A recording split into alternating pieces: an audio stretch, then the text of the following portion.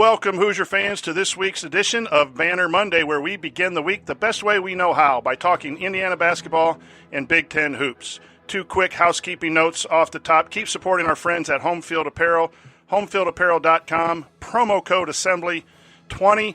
They're doing a really good job supporting people in this time. Number 2, if you want to support your local food banks, go to foodpantries.org or feedamerica.org to take care of those people, again, locally, who are working hard and trying to make ends meet. A reminder of Assembly Call Radio every Thursday, and also a welcome to Crimson Cast for partnering with us in the podcast realm recently here on Assembly Call. And now I'm pleased to welcome in from the Big Ten Network, the Sporting News, and Fox, one of the hardest working men in college hoops, even when there are no college hoops to cover or sports to cover, period. It's the venerable Mike DeCourcy. Mike, how are you doing on this Monday afternoon?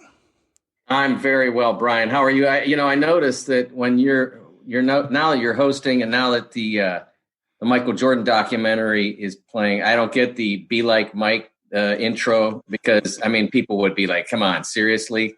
You can't compare. So here we are, ready to talk some hoops. I'm ready to go. Yeah, and I do apologize. I do have the ability to play those sound clips. Jared hasn't sent me those for these Monday mornings when I fill in for Jared. But, yeah, that's been a great Sunday thing for a lot of us fans to look forward to. As a Chicago Bulls fan growing up near Chicago in northern Indiana, it's been really good to relive some of those things. And just the competitor that we're seeing that he was is good for me as a coach, players, and everyone to watch. So that's been good. But we're going to talk a little bit about some Indiana topics and how they translate to some of the Big Ten or national scene here. And so let's get started right away. Since we've last talked, I believe Demezy Anderson has put his name into the transfer portal. Quick question. What does that mean for Demezy going forward as a young man, as a basketball player? And then what does it mean for the Indiana basketball roster going into next year? Well, I think it opens up an opportunity depending on what Demezy does with his future. I think he's a fine player. I think that the game moves a little fast for him at the Big Ten level. And so I would hope that he would find a home. One of the things that has disappointed me over the last 10 to 15 years in the way transfers process themselves is that I don't think that they give themselves often a realistic self-evaluation. I'm not playing here at this level, so let's go a level I can play. We've seen guys when I was younger, early in my career, you see guys that had great careers after they said, I'm not quite good enough for this level, but I think I can play here. And then they played there and then maybe got better and then ultimately played some pro ball. We saw guys, and I'm not thinking of anybody off the top of my head, but I know that was reasonably common. But what's become a lot more common now is I'm not playing at this level. Clearly, it's not my fault. It's got to be the coach. And so I just go to another school similar, and then they don't play there because it's not the level for them at this stage of their career. So I think Demezy could definitely play a lot of places in Division I. There's no doubt about that. He'd be a very good player, a huge get for a lot of universities. And I hope he chooses one where he gets the opportunity to play right away. It's and I don't mean necessarily in the 2020-2021 season. I mean when he's eligible, that he doesn't have to sit and watch, that when he's ready to go, that there's a spot in the lineup for him and he's ready to handle it. That's the thing that I wish for a lot of players who decide to transfer after not getting much playing time. And unfortunately, I don't see that happen very often. And Porter Moser does a good job up there at Loyola. I know he's taken a local kid from Indiana, played at University of Indianapolis D2, transferred in, and is now playing his junior year, Tate Hall. And so, and Porter does a good job, and that's a nice level of basketball. But that might be the level that Demezy has. Indiana, what's that mean for Indiana? Open up a roster spot, or does it hurt Indiana, or is it just something that was kind of good for both sides? I think Indiana had recruited to fill that position. The high school kids that they got all basically play that spot. They might be smaller, but Brian, the 2 and the 3 spot now are interchangeable.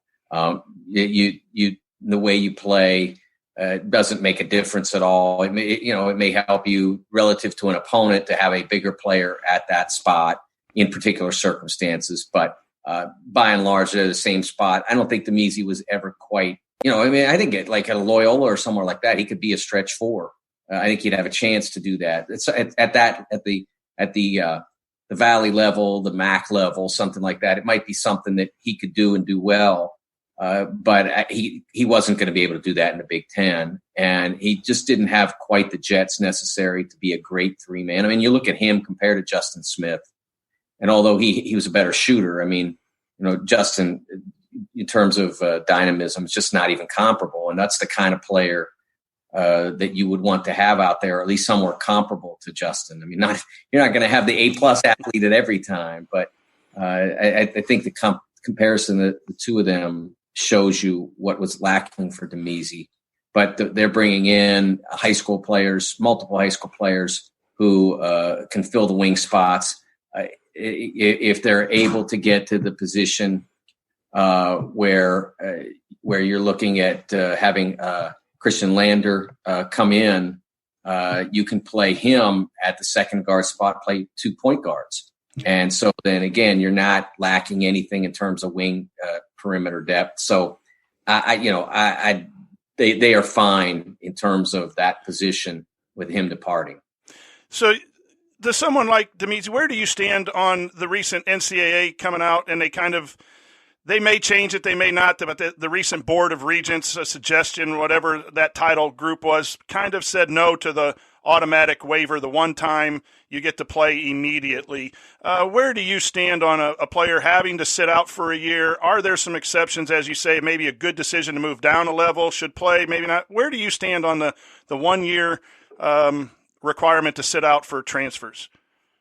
I stand in opposition to almost everyone who does what I do for a living. I believe that the rule is a reasonable rule. I think it's a rule that benefits the athlete in far more circumstances than it's a negative factor. And I do believe that the absence of that will lead to lesser outcomes athletically and academically. Let's just use Demezi as an example. And I don't even know who's recruiting him. But let's say that 1 year automatic you can play deal was in place next fall. Well, I mean, if I'm a high major, I'm looking at Demezi and I've got a position, I've got a spot, and I just need somebody to come in and take 3 shots for me a game. Hey, you could do worse than Demezi. So I say, okay, hey, come on here. We'll take you. You can play for us. And then I play Demezi 11 minutes a game to get those 3 shots. I get him open. I work hard to get him open. He makes a couple. He doesn't. If he makes 2 or 3 in a row, I might play him a few more minutes, but he's not playing 20 for me.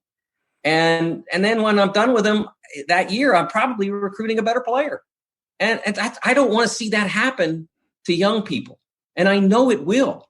I don't want to cast any aspersions on college coaches, but they want to win games. And so if you're going to be leaving them, they're going to have to fill holes, and that's going to be something they have to do. As of now, the way things have worked for the last 50, 60, however many years it's been, if I want Demezi as a transfer, I have to invest a full year in him where he cannot help me in a game at all. He can help me in practice. He make my practices better. But for a full year, he cannot help me at all. And so I have to be serious about him making my team better in order to make that massive investment in him. Because you're giving up 1/13 of your roster for a full year where he can't help you. Additionally, in almost every circumstance, it's not universal, but it's nearly universal. When you transfer from school to school, you lose credits. That year in residence gives you the opportunity to make up, and in most cases get ahead, but at least make up the credits you lose so that you can remain on track for graduation. So all of that, I mean, if you look at the player who transfers in the year in residence rule as it is now, you get summer school on the front end, the year that you're sitting out, summer school on the back end, you can get way ahead. It's almost impossible not to graduate in that circumstance. I mean, you have to try not to. So I think the current rule is beneficial to the athlete. The analogy I use, Brian, is I like candy way too much. I could eat it for breakfast, lunch, and dinner if it wasn't going to be bad for me. but it is bad for me. So not everything that you want is good for you. Right. And guys don't want to, and young women either, don't want to have to sit out a full year. It hurts. They want to compete. That's what they do. They're competitors. They want to play. But it's not always the best circumstance for you to do that. In most cases, it's not the best circumstance. And so you get the occasion to sit out. You get to become adjusted to your program, adjusted to your surroundings, adjusted academically. And then when you're ready to play, you're hungry to go. And we've seen tons of transfers have wonderful careers. But I think we would have a lot fewer circumstances of those if we were to go to immediate eligibility. You know, you bring up an interesting thing that I'm going to think a lot about is from the coach's vantage point of investing a year in a transfer. You better be serious as a coach instead of just bringing someone in to fill a need for that year and then recruiting over them later to protect the athlete. That's a really excellent point. Moving on to the next Indiana thing, Justin Smith, we found out last week, put his name in to the NCAA or to the NBA draft, along with, I think, a 206 total people, including international players. Your thoughts about Justin Smith and doing that? What's the pros? What's the benefits for Justin doing that? And what's the likelihood that he comes back to Indiana next year, in your opinion? Well, I think the likelihood that he comes back, if he has left the door open, so the likelihood it comes back is about 100%. I mean, because first of all, I am a huge believer, and not all college coaches agree with me. So I don't always agree with them on everything. I'm a huge believer in the opportunity to test the waters, as we say. That going through I've always used two comparisons. One is it's kind of like a summer internship. It's a little bit abbreviated relative to a summer internship, but it's kind of like that because you go from your college world out into the real working world, and you see this is what it is. This is how they look at you. This is what they want to see. This is what they expect of you. You have to be professional in your presentation when you go to the combine and are interviewed, or you go to the workouts. You don't go in there, with having misbehaved and slacking off. And I mean, you got to go in there professionally because you're trying to impress the NBA. And so you get all of this experience, and you get, if you get invited to a workout, an individual workout or the combine, you get to go through that and understand what it is about. And so that to me is a little bit like the first time you take the SAT. First time you take the SAT, you want to find, like, what is this test? I mean, what do they expect? What do they want you to know? How does it work? And for a lot of students, and probably a majority that take it multiple times, the first attempt is rarely the best attempt. The second attempt, once you know the parameters of the test, generally scores go up. So that's kind of as well what the draft process is. You go through the workouts the first time, you maybe don't know exactly what to expect. People tell you, but it's different to go through it. Just as you can take the SAT practice test before you take the real thing, but it's still not the same as actually going through that for 4 hours or 6 hours or however long it lasts. And so it's that experience of having done it that helps you. So I'm a big believer in that. So Justin Smith goes, and this is the pandemic, and the orders are changing minute by minute and all that. They used to be able to go get workouts and travel and maybe get invited to the combine. What does Justin Smith learn that will help him be an Indiana player? To what everything I just set up is this year doesn't happen. I mean, I talked to 2 NBA executives last week, team executives, that basically said there is no process this year. And we don't know exactly when they'll hold the draft. At this point, they've taken it off their schedule. They've taken the lottery off their schedule. I think maybe not the draft quite yet. I think they should, frankly, go ahead with both, as the NFL did. I think that they might as well just go ahead and get the ratings. It's like the worst draft class in history. So if you can get ratings for this guy, for this bunch of guys, I think they should. Go ahead. But in any case, there's no way they're going to get to a process. They're not going to be flying guys in to work out for them during the middle of this one. They still are trying to work out where they can actually get games going. So I don't think Justin gets anything out of this. you can get an evaluation from the advisory board, whether you file or not. I mean, if you're sitting there after the season and you say, I want to get an evaluation, the advisory board will give it to you. And the advisory board, the way it's constructed, there are members of all 30 teams. So it's not like 2-3 teams that are, sticking their thumb on the scale. I mean, it's 30 teams. They can't fudge it because there's 30 teams weighing it out. So it's a real evaluation. And I'm sure Justin already knows what it would be. And if there were a process, and even if they said you're not going to be picked, if there were a process, I'd still say go. I mean, you can maybe get a workout with the Pacers. It's not going to hurt you. You might get invited to combine. Probably not, but you might. Go for it. But it's not there. So I think that it's kind of a waste of time for him and for almost anyone that's testing the waters. Basically, all you did was, I'm testing the waters. I'm back. I mean, there's really not much else to it. So, sometimes in coaching, players need a second voice, though, at times, too. So I'm hoping maybe that just, again, trying to go, and then all of a sudden you're told maybe some of the same things that Archie and staff are telling the young man that he needs to work on to improve. Sometimes players need multiple avenues to get their improvement message.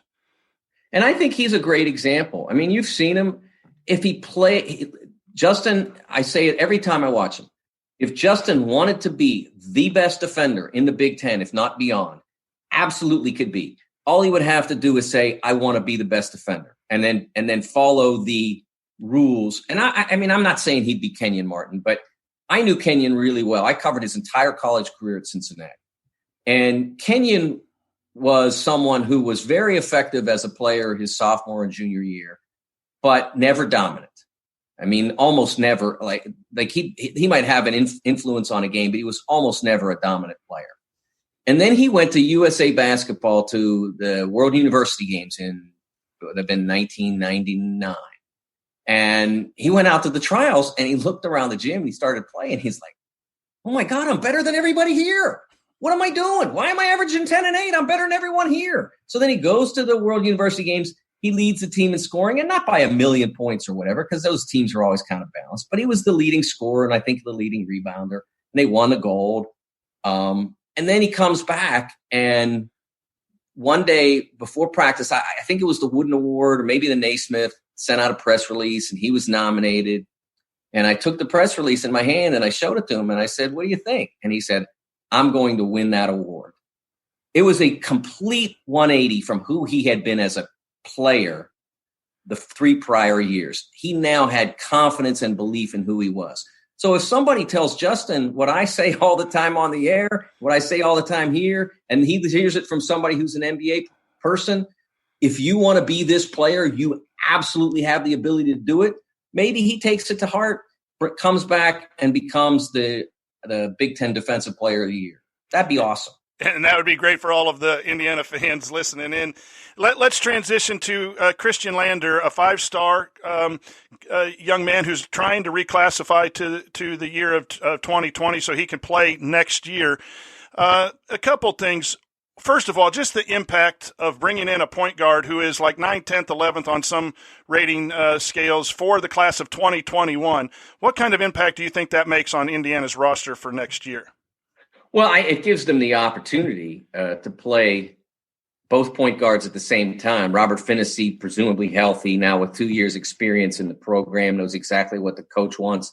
Again, another player who has the ability to be elite at the defensive end and exceptional at the offensive end, but who hasn't had either the opportunity or the circumstance where he could be consistent at that. So I think he comes back, and maybe that pushes him a little bit to be better, because he knows that they have an option that's very gifted, that can play either beside him or in place of him. And so maybe he ups his game a little bit. And then obviously to have 2 great ball handlers on the floor, to have 2 great initiators on the floor at the same time, as long as, and we know Robert can make a shot, and we'll have to see, certainly Lander come in and show that he can make shots. But if you have both of those guys that can attack and make shots, it just gives you so much flexibility with your offense. We've seen a lot of teams that have had great success. Louisville in 2013 with Peyton Siva and Russ Smith is an example off the top of my head, where where they had multiple guys who can initiate offense. Russ was a little shaky in his junior year still. He still was Rusticulous at times, but he could take the ball and make something happen. I think he got fouled 200 sometimes his senior year, or went to the free throw line for 240 or 250 free throws his senior year. Those kinds of things really damage defenses. Having both of them, I think, would be an occasion where you could do a lot of things, and you can give. If Robert proves himself to be a 30-minute player, which by his junior year he should be with his talent, then you can play Christian for the other 10 minutes. You can play them together for 10 or 15. It really gives you a lot of positional and offensive flexibility. So if he's able to pull this off, it really could energize next year's Hoosiers. Yeah, I think Archie wants to get a little more transition game going. It seems like that way it's been a struggle to get that transition part of his philosophy going in the first 3 years, that with 2 point guards, and especially someone with the quickness of Lander, that they could really start up in that and maybe help Indiana win a few more games along that line. But reclassifying in general, Indiana fans, we just pay attention to the Indiana recruits that might do it. Race Thompson did it a few years ago and then took a redshirt year. In your mind, does reclassifying a good idea? I know a lot of kids play up in AAU, so they're used to different levels of competition early, but the college game is so different. Is a point guard versus a post player more likely to transition to college? What are your thoughts on reclassifying to graduate early and come to college early for high school players? I don't think it's necessarily a bad thing, especially in an era when a lot of young people start school later than they used to. When I say start school, I'm talking about all the way back to kindergarten. Start later than they used to. I have family members who didn't basically start first grade until they were almost 7. And when my wife started first grade in her time, she was 5. She turned 6 2 months later, but she was 5 years old, and so that doesn't happen anymore. And so if you get to this point, and you're physically mature, you've played a lot of basketball, if you're in position academically that you can finish, you're probably a pretty good student. And so I don't think that there's anything problematic about that at all. I think we've seen players that have done that have had significant success over the past 4 or 5 years. Each one's an individual case, and that's the case relative to the student and to the school as well. But I don't think it's necessarily a problematic thing. And I do agree with you that you're more likely to be able to impact the game as a guard than as a big man. But we've seen big guys do this. I'm pretty sure Marvin Bagley reclassified, and he was a first-team All-American. Mm-hmm. So it's doable for a lot of people, but again, it's each individual case. You have to be ready to do it. So those were the 3 most pressing things, Indiana fans, in this time where, basketball is normally down a little bit, but we'll wait to see. Obviously Justin is likely to be back unless he's just ready to go to Europe or something like that, but we believe he'll be back. We wish Demezy Anderson well, and we hope Christian can complete his classes and come play with TJD next year and make Indiana even more deep. But let's go to a national thing that has really hit the, airwaves this year and in the last 2 weeks, and that's name, image, and likeness. And Mike, in the Sporting News, you had 2 excellent articles, and I encourage anyone listening to go find those and read those. One was called Clearing Up the Biggest Misconceptions About the New NIL Rules for Student-Athlete Payments, and another one was 5 Takeaways from NCAA's Move Toward Allowing College Athletes to be Paid for Name, Image, and Likeness. And I don't necessarily expect you to go over those articles in detail, but how is this? I'm painting it in Indiana first.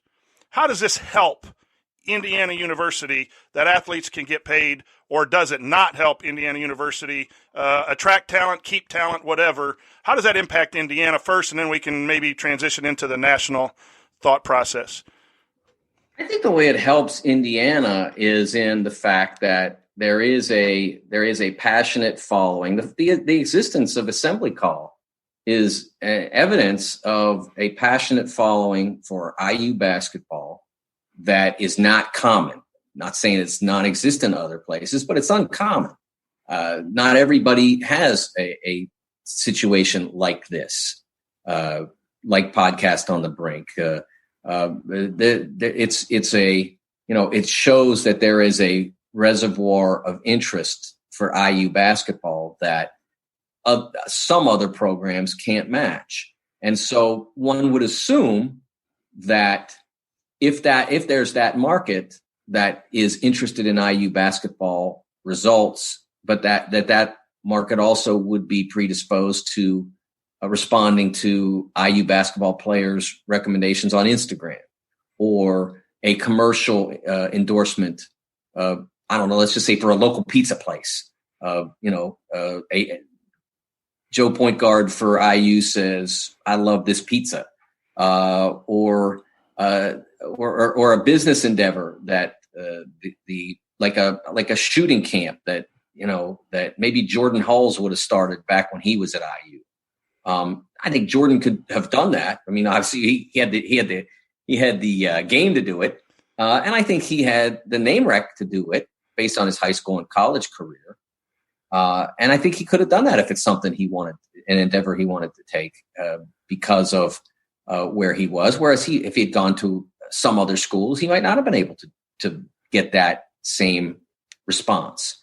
So I think all those areas are places where IU might be rewarded if this were to be the case. And what I mean by that is when the committee members who formulated the proposal that the board of directors endorsed last week, one of the things they said was that they don't want it to be involved in the recruiting process. And what they meant by that was they don't want Mike DeCourcy, the Chevy dealer, to be sitting next to Coach Jones from State U saying, "Hey, if you sign here, here's what we're going to pay you. Here's the commercials you're going to do." No, we don't want that.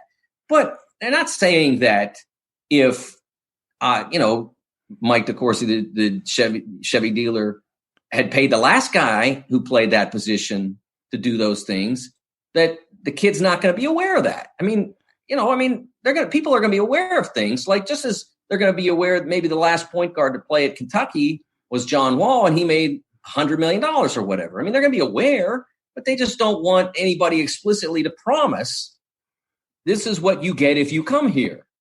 And they also don't want, if I am the car dealer and I hire a guy from the Pacers and pay him, I don't know, let's say $15,000 for an appearance. I don't know what an appearance would be for a pro, but let's say $15,000.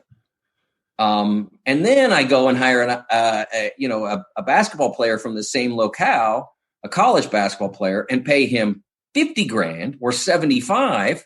I mean, that's when they talk about fair market value. That's what they're talking about. They don't want this obvious buying players thing just through a different avenue to happen. A lot of people in my business were complaining that it was, how could they say fair market value? That's not an open market. Well, it's obvious why they're saying that, because they want fair market value. They don't want inflated market value. They're totally cool with, you're a college athlete. You have a certain amount of cachet, but you don't have more cachet than the guy that plays in the NBA. Come on, no one's kidding anybody. You don't. So don't get this super inflated number because, the car dealer or the restaurant owner or whatever is trying to help out good old State U. That's all they're saying. It doesn't mean that the value for an IU player is that $15,000, but a Drexel player is $4,000. Are they going to try to keep it fair across the NCAA board? I think it depends on the Drexel player. I mean, Let's go back to Malik Rose. I don't mean to pick on Drexel. I have nothing to, but let's just use him as an example. He was a great player in college, so maybe he could command that. But I do think that they want it to be in proportion, relative to what the celebrity at the highest level would be paid. They don't want you to be paid, 2-3 times as much, because they're clearly just trying to funnel you money because you're playing for the college that they boost. Right. That's not what they want.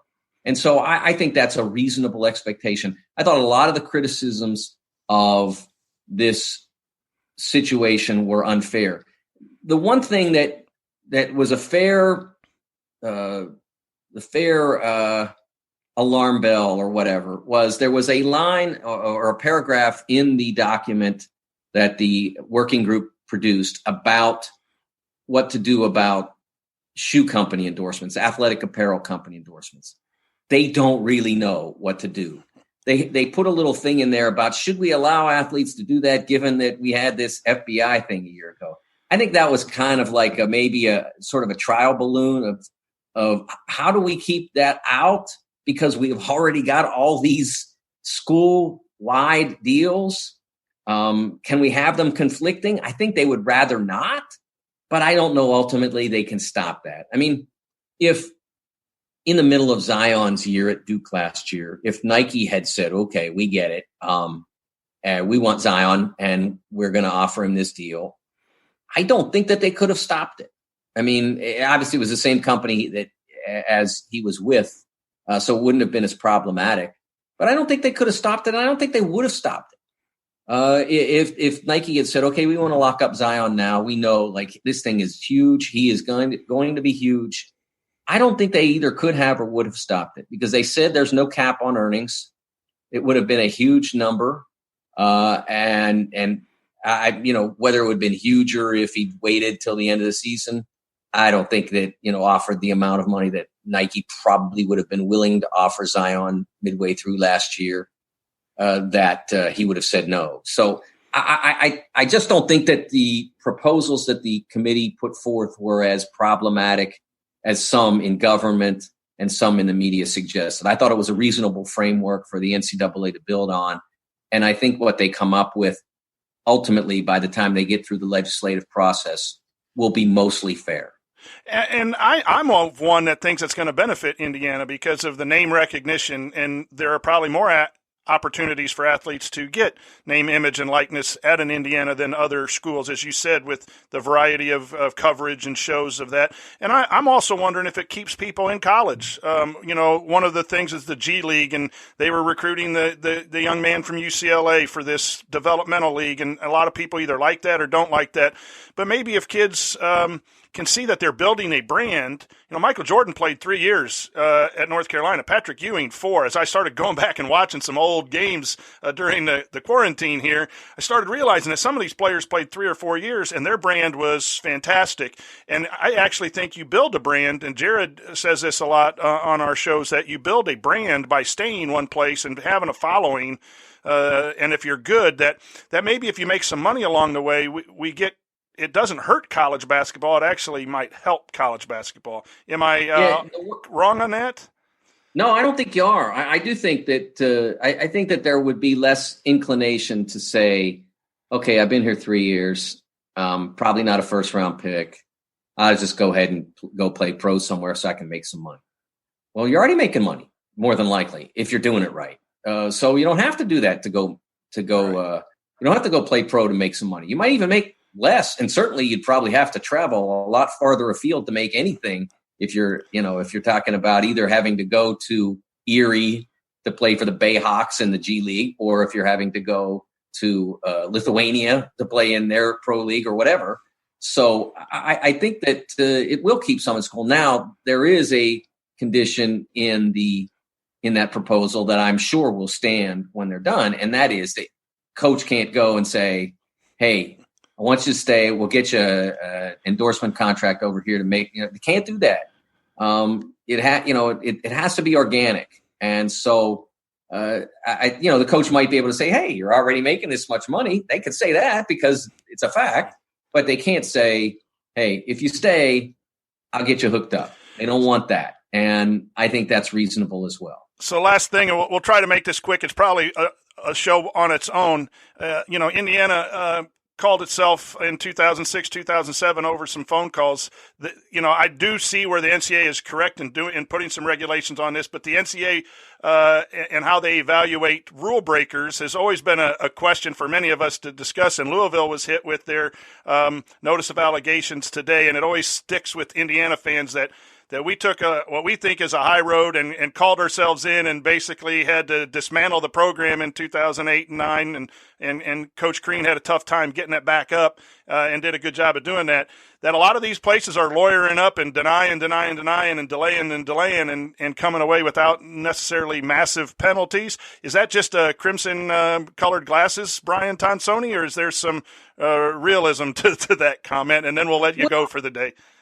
Yeah, I think that, honestly, I thought that Indiana at the time totally miscalculated its own community. There was still a residual, I don't want to use this word incorrectly, bitterness over what happened with Coach Knight among many of his ardent followers, and they were many, and they were very ardent. And so at that point, there was still that lingering feeling at 6 years later, and to then go ahead and hire a coach who had an active NCAA infractions case again in place that was being adjudicated against his former program just made no sense. I mean, it was a complete miscalculation of his community. And so it was likely that anything that went wrong in that regard, once he was in place, was going to create an outsized reaction within the university community. And that's exactly what happened. The reaction to what occurred at IU was outsized. And it ended up damaging the program for a number of years, basically a 5-year period, almost half a decade.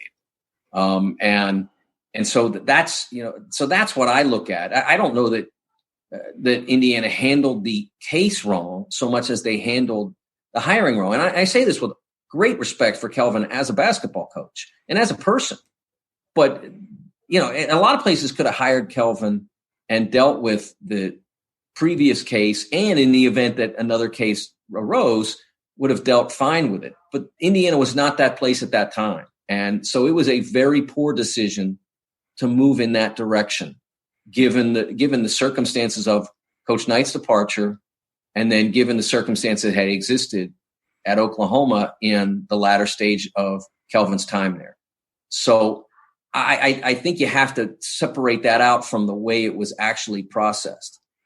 I don't know whether if he had gone and had done the exact same thing at, let's say, Houston at the time, I don't know that the reaction would have been the same within the university's athletic department or the university's fan base. And so I don't know that the damage that was visited upon Indiana as a result would have been the same. So real quick, and I want to let you go here, but Louisville, are they going to get hit hard, or are they going to be able to slide away, getting rid of Coach Pitino and making that stick? Your quick thoughts, because we're about at the time to say goodbye here. Yeah, I'm working on that now, and it's really hard for me to come up with an appropriate punishment in this circumstance, because the first thing you have to remember is that everyone that was basically in the program at the time this happened, almost everyone at the upper echelon of the new athletic director now, the athletic director, and they parted not long after this arose. Coach Pitino, they parted not long after this arose. 2 assistant coaches parted not long after this arose. University president, who had put the athletic department in place and presided over it for a while, had left about a year earlier. And so they have a new university president. So it's basically you're punishing the building and the fans. I mean, the people who are there now had no affiliation. There's one player who was on the roster when Rick was dismissed, who's left in the program, and he never practiced or played a game for Rick. And so it's all changed around. And so I wonder what's appropriate in this circumstance. The one thing I would say is that I thought when the previous scandal happened, the one that was in the book about the exotic dancers inside the basketball dorm for working for recruits and players at the time, some players, I thought that I really had a problem with the way Louisville gamed the system in assigning its own tournament ban. I hate that with every fiber of my being. I don't think that should be permitted. And so I won't feel bad to an extent if that, if they get another year or something like that, even though I don't know that it's fair to the current players or the current coaches, because they didn't have any affiliation with this. Some will say, well, they knew there was going to be a problem when they took it. Yes, but again, who are you punishing and what are you trying to accomplish? That's my question. If what you're trying to accomplish is to get the people away who were allegedly involved in these activities, you've already accomplished that. So don't know what will happen for sure. And some of it still depends on how the case is adjudicated. They have two panels now, the old Committee on Infractions and this new outside group that they have. I don't know I don't know whether there's been an agreement made relative to how Louisville's case will be processed. So it's really hard to get a read on how it'll be handled. Well, Mike, thank you for taking time on this Monday to talk a little bit about Indiana basketball, some pressing issues in the NCAA. And again, go to the Sporting News and read some articles. All the articles are really good, but especially the ones that help me understand the recent decisions from the NCAA Board of Directors that made some suggestions on transfers. So go find that and then check back next Monday when Mike joins us here on Banner Monday. Thanks, Mike. Thanks, Brian. It was fun. I appreciate it. Okay, be safe. And once again, make sure you tune in Thursday night for Assembly Call Radio. Look for the Crimson Cast podcast to be associated with and on the Assembly Call webpage. Look to join our community for a lot of discussions, and we have some virtual meetups, happy hours happening. That's Assembly Call community. Go to the community tab and see how to join that community. We will be back on Thursday with more Indiana basketball. Have a great week.